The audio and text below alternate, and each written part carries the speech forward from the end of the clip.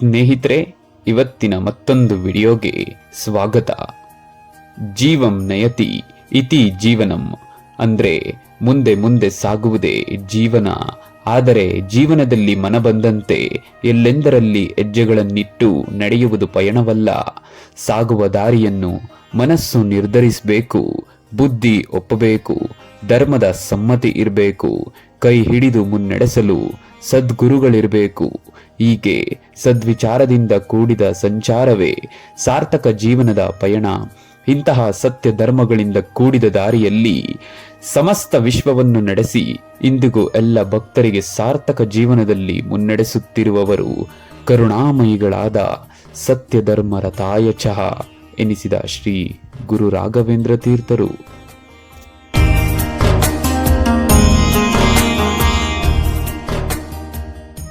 ಜನಿಸಿದ್ದಕ್ಕಾಗಿ ಕೇವಲ ತಿಂದುಂಡು ಬದುಕಿದರೆ ಅದು ಪ್ರಕೃತಿ, ಕಂಡಂತೆ ಬದುಕಿದರೆ ಅದು ವಿಕೃತಿ. ಆದರೆ ರಾಯರು ತೋರಿದ ಸತ್ಯ ಧರ್ಮದಿಂದ ಬದುಕಿದರೆ ಅದೇ ಸುಸಂಸ್ಕೃತಿ. ವೆಂಕಟನಾಥರು ಹುಟ್ಟಿದ್ದೇ ಗುರುವಾರ. ತಿಮ್ಮಣ್ಣ ಭಟ್ಟರು ಹಾಗೂ ಗೋಪಿಕಾಂಬೆ ದಂಪತಿಗಳಲ್ಲಿ 1595 ಪಾಲ್ಗುಣ ಶುದ್ಧ ಸಪ್ತಮಿಯಂದು ಜನಿಸಿರ್ತಾರೆ. ಅಂದು ಗುರುವಾರವೇ ಆಗಿತ್ತು. ತಿರುಪತಿಯ ವೆಂಕಟೇಶ ದೇವರ ಸೇವಾ ಫಲವಾಗಿ ಜನಿಸಿದ್ದರಿಂದ ಇವರಿಗೆ ವೆಂಕಟನಾಥ ಎಂದು ಕರೆಯಲಾಗುತ್ತೆ. ವೆಂಕಟನಾಥರು ತಮ್ಮ ಅಕ್ಕನ ಪತಿಯಾದ ಲಕ್ಷ್ಮೀ ನರಸಿಂಹಾಚಾರ್ಯರಲ್ಲಿ ಪ್ರಾರಂಭಿಕ ಶಾಸ್ತ್ರ ಅಧ್ಯಯನ ಮಾಡಿದ್ರು. ಬಾಲ್ಯದಲ್ಲಿಯೇ ಬಹುತೀಕ್ಷ್ಣ ಬುದ್ಧಿಯವರಾಗಿದ್ದರಿಂದ ಎಲ್ಲ ಶಾಸ್ತ್ರಗಳಲ್ಲಿ ಪ್ರಾವೀಣ್ಯತೆ ಪಡೆದ್ರು. ನಂತರ ಶ್ರೀ ಸುಧೀಂದ್ರ ತೀರ್ಥರಲ್ಲಿ ಮುಂದಿನ ಶಾಸ್ತ್ರಾಭ್ಯಾಸ ಮಾಡಿದ್ರು. ಸರಸ್ವತಿ ಎಂಬ ಕನ್ಯೆಯೊಡನೆ ವಿವಾಹವೂ ಸಹ ಆಯಿತು. ಶ್ರೀ ಸುಧೀಂದ್ರ ತೀರ್ಥರಿಗೆ ವೆಂಕಟನಾಥರನ್ನೇ ತಮ್ಮ ಉತ್ತರಾಧಿಕಾರಿಗಳಾಗಿ ನೇಮಿಸಿಕೊಳ್ಬೇಕೆಂಬ ಬಲವಾದ ಪ್ರೇರಣೆ ಇತ್ತು. ಅದನ್ನು ಸೂಚಿಸಿದಾಗ ವೆಂಕಟನಾಥರು ಗೃಹಸ್ಥ ಜೀವನದ ಜವಾಬ್ದಾರಿಯನ್ನು ಮುಂದೆ ಮಾಡಿ ವಿನಮ್ರವಾಗಿ ಅದನ್ನು ನಿರಾಕರಿಸಿ ಬಿಡುತ್ತಾರೆ.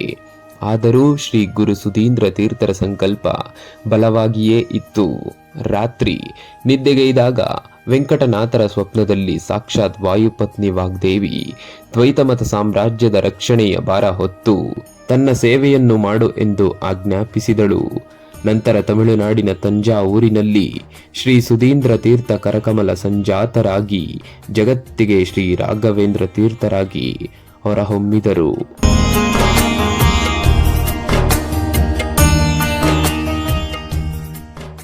ರಾಯರು ಮಾಡಿದ್ದು ಪವಾಡವಲ್ಲ, ಉದ್ಧಾರ ಎನ್ನುವುದಕ್ಕೆ ಈ 3 ನೈಜ ಘಟನೆಗಳು ಒಳಗೊಂಡಿದೆ. ಯಾವುದು ಆ 3 ನೈಜ ಘಟನೆಗಳು ಎಂದು ತಿಳಿದುಕೊಳ್ಳೋಣ ಬನ್ನಿ. ಇದಕ್ಕೂ ಮುನ್ನ ನಮ್ಮ ಚಾನೆಲ್ ಅನ್ನು ಈಗಲೇ ಸಬ್ಸ್ಕ್ರೈಬ್ ಮಾಡಿಕೊಳ್ಳಿ.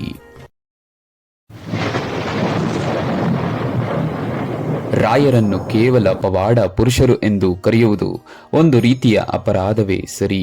ಅವರು ಮಾಡಿದ್ದು ಕೇವಲ ಪವಾಡಗಳಲ್ಲ, ನಂಬಿ ಬಂದ ಭಕ್ತರ ಉದ್ಧಾರ ಮಾಡಿ ತೋರಿದ ಅಪಾರ ಕಾರುಣ್ಯ ಎನ್ನಲಾಗುತ್ತೆ. ತಾವು ಮಾಡಿದ ತಪಸ್ಸನ್ನು ವಿಶ್ವದೆಲ್ಲೆಡೆ ಭಕ್ತರ ಉದ್ಧಾರಕ್ಕಾಗಿ ಹಂಚುತ್ತಿರುವ ಮಹಾಮಹಿಮರು.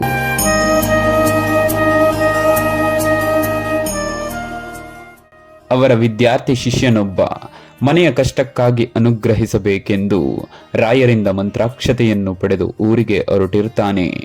ದಾರಿಯಲ್ಲಿ ರಾತ್ರಿ ಒಂದು ಊರಿನಲ್ಲಿ ಒಬ್ಬರ ಮನೆಯ ಹೊರಾಂಗಣದಲ್ಲಿ ಮಲಗಿದ ಅದೊಂದು ಪಿಶಾಚಿ ಬಾಧೆಯಿಂದ ಕೂಡಿದ ಮನೆಯಲ್ಲಿ ಗರ್ಭಿಣಿ. ಆಕೆಯ ಗರ್ಭದಲ್ಲಿರುವ ಮಗುವನ್ನು ಕೊಲ್ಲಬೇಕೆಂದು ಪಿಶಾಚಿ ಬಂದಾಗ ಅಂಗಳದಿಂದ ಒಳಗೆ ಹೋಗಲಾಗಲಿಲ್ಲ. ಅಲ್ಲಿರುವ ಆ ಗುರುಗಳ ಮಂತ್ರಾಕ್ಷತೆಯು ಬೆಂಕಿಯಂತೆ ಕಾಣ್ತಾ ಇತ್ತು.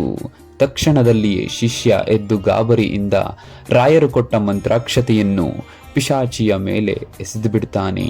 ಅದು ಅಲ್ಲಿಯೇ ಭಸ್ಮವಾಗಿ ಹೋಯಿತು. ಹೀಗೆ ರಾಯರ ಮಂತ್ರಾಕ್ಷತೆಯ ಅಸಂಖ್ಯ ಮಹಿಮೆಗಳು ಇಂದಿಗೂ ಸಹ ನಡೆಯುತ್ತಿವೆ. ಇನ್ನೊಂದು ನೈಜ ಘಟನೆ ಎಂದ್ರೆ ರಾಯಚೂರು ಗ್ರಾಮದಲ್ಲಿ ಒಬ್ಬ ಬಡ ಅನಕ್ಷರಸ್ಥ ಬ್ರಾಹ್ಮಣ. ಅವನ ಹೆಸರು ವೆಂಕಣ್ಣ.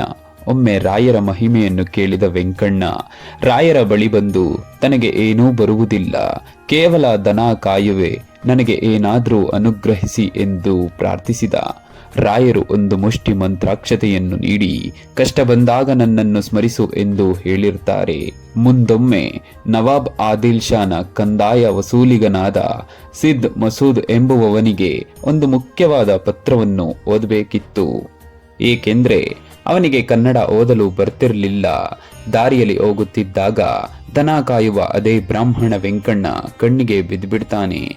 ಕೂಡಲೇ ಆ ಪತ್ರವನ್ನು ಓದಲು ಆತನಿಗೆ ಹೇಳಿದ.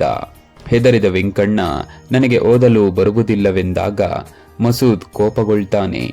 ಗಾಬರಿಗೊಂಡ ವೆಂಕಣ್ಣ ಕಣ್ಣು ಮುಚ್ಚಿ ರಾಯರನ್ನು ಸ್ಮರಿಸಿ ಪ್ರಾರ್ಥಿಸಿದ. ತಕ್ಷಣವೇ ಚಮತ್ಕಾರ. ಓದಲು ಬಾರದ ವೆಂಕಣ್ಣ ಪತ್ರವನ್ನು ಓದಿ ತಿಳಿಸಿ ಅದರಲ್ಲಿರುವ ಸಮಸ್ಯೆಗಳನ್ನು ಪರಿಹರಿಸಿಬಿಡ್ತಾನೆ. ಅಷ್ಟೇ ಅಲ್ಲದೆ ಮುಂದೆ ರಾಯರ ಅನುಗ್ರಹದಿಂದ ದೊಡ್ಡ ವಿದ್ವಾಂಸನೇ ಆಗ್ತಾನೆ. ಅಸತ್ತುಲ್ಲಾ ಖಾನ್ ಎಂಬ ನವಾಬನ ಆಸ್ಥಾನದಲ್ಲಿ ವೆಂಕಣ್ಣ ದಿವಾನನೂ ಸಹ ಆದ. ವೆಂಕಣ್ಣನ ಮುಂದೆ ರಾಯರ ಅನನ್ಯ ಸೇವೆಯನ್ನು ಮಾಡ್ತಾ ಹೋದ. ಇತ್ತ ರಾಯರನ್ನು ಪರೀಕ್ಷಿಸಲೆಂದು ನಾಸ್ತಿಕ ನವಾಬ ರಾಯರ ಮುಂದೆ ಮಾಂಸದ ತಟ್ಟೆಯನ್ನು ತಂದಿಟ್ಟಾಗ ರಾಯರು ನಸುನಗುತ್ತ ತಮ್ಮ ದೃಷ್ಟಿ ಮಾತ್ರದಿಂದ ಅದನ್ನೆಲ್ಲ ಹಣ್ಣುಗಳನ್ನಾಗಿ ಪರಿವರ್ತಿಸಿ ಬಿಡ್ತಾರೆ ಎಂಬ ಘಟನೆಯೂ ಸಹ ನಡೆದಿತ್ತು. ಆಗ ಪಶ್ಚಾತ್ತಾಪಕ್ಕೊಳಗಾದ ನವಾಬ ರಾಯರ ಅನನ್ಯ ಭಕ್ತನಾಗಿ ಶರಣಾಗ್ಬಿಡ್ತಾನೆ. ಕೊನೆಯ ನೈಜ ಘಟನೆ. ಗದುಗಿನ ಸಮೀಪದ ಗ್ರಾಮವೊಂದರಲ್ಲಿ ದೇಸಾಯಿ ದಂಪತಿಗಳ ಮನೆಯಲ್ಲಿ ರಾಯರ ಸಂಸ್ಥಾನ ಪೂಜೆ. ಈ ಮಧ್ಯದಲ್ಲಿ ದೇಸಾಯಿಯವರ ಮಗ ಆಟವಾಡುತ್ತಾ ಬಂದ ಭಕ್ತರಿಗಾಗಿ ಸಿದ್ಧಪಡಿಸಿದ ಮಾವಿನ ಹಣ್ಣಿನ ರಸಾಯನದಲ್ಲಿ ಬಿದ್ದು ಮೃತನಾಗ್ಬಿಡ್ತಾನೆ. ದಂಪತಿಗಳ ಕೋರಿಕೆಯಿಂದ ಆ ಬಾಲಕನಿಗೆ ತಮ್ಮ ತಪಶಕ್ತಿಯಿಂದ ಮರುಜನ್ಮವಿತ್ತು ಉದ್ಧರಿಸುತ್ತಾರೆ ರಾಯರು ಎಂದು ಹೇಳಲಾಗುತ್ತೆ. ಸ್ನೇಹಿತರೆ, ಶುದ್ಧ ಮನಸ್ಸಿನಿಂದ ಶುದ್ಧ ಭಕ್ತಿಯಿಂದ ರಾಯರನ್ನು ಒಮ್ಮೆ ಪೂಜಿಸಿ ನೋಡಿ. ನಿಮ್ಮ ಜೀವನದಲ್ಲಿ ಅದೆಷ್ಟೋ ನೆಮ್ಮದಿನ ಕಾಣ್ತೀರಾ. ನಿಜವಾಗಿಯೂ ನನ್ನ ಜೀವನದಲ್ಲಿ ರಾಯರಿದ್ದಾರೆ. ನಿಮ್ಮೆಲ್ಲರ ಜೀವನದಲ್ಲಿ ರಾಯರ ಅನುಗ್ರಹವಿರಲಿ. ರಾಯರ ಬಳಿ ನಿಮ್ಮ ಕಷ್ಟಗಳನ್ನು ಎಂದಿಗೂ ಹೇಳ್ಕೋಬೇಡಿ. ನಿಮ್ಮ ಕಷ್ಟಗಳಿಗೆ ಹೇಳಿ ನನ್ನ ಬಳಿ ರಾಯರಿದ್ದಾರೆ ಎಂದು. ಒಳ್ಳೆಯದಾಗಲಿ. ಧನ್ಯವಾದಗಳು. ಜೈ ಕರ್ನಾಟಕ.